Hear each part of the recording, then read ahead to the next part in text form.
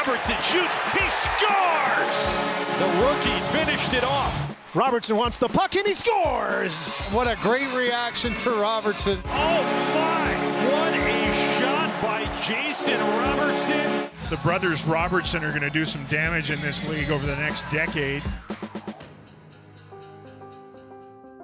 Every player in the NHL has their own story of how they made it to the league. For the Dallas Stars' Jason Robertson and his younger brother Nick, the Toronto Maple Leafs 2019 draft pick, their path was unique.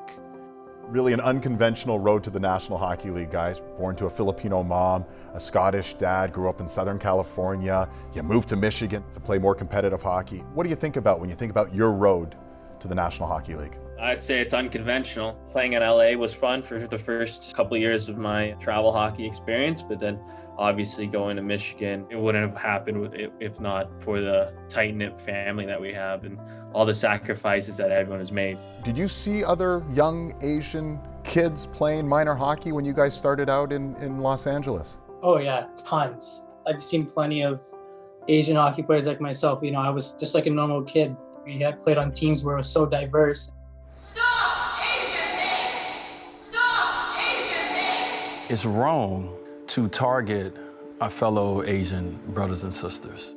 In the recent weeks and months, we have seen an increase in Asian hate crime. How did that impact you guys? Obviously, it's pretty complicated what's going on. We've been fortunate enough to never really experience any of this. And, you know, I hope by all means that we never have to experience it. Or, you know what, I hope no one ever has to experience it. Because at the end of the day, any type of hate or violence towards anyone is, you know, it's unacceptable. Thankfully, the brothers say they didn't encounter much racism growing up. Still, the family had its share of challenging times. I was born on September 11, 2001. I was 3 months premature and, you know, I was in the NICU unit. They weren't sure if Nicky was going to survive and he might need a transfusion, so could I go get blood? So I'm standing in line. As I told my story, it must have been 20 or 30 people in front of me. And I said, my son's in ICU. One by one, they all said, get in front of me.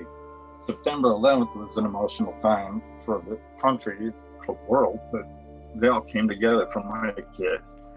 The Leafs selecting Nicholas Robertson at number 53. When they called his name, there was an immediate flashback to the doctor saying, you want to put him on life support, and if you do, we're not sure he'll survive. When you look at his background as a premature baby, he needed several steroid shots in order to stay alive. Basically, I need these steroid shots to open up my lungs, and after a couple of shots, they weren't working. He said the third shot, that if this doesn't work, then you know, there could be serious problems. The very last steroid shot was what kept him alive. Seeing him put on the jersey was just, it was an emotional time for me. He was a beacon of hope for those that are in the same situation as we were 18 years ago. He's a beacon of hope. That's what he is.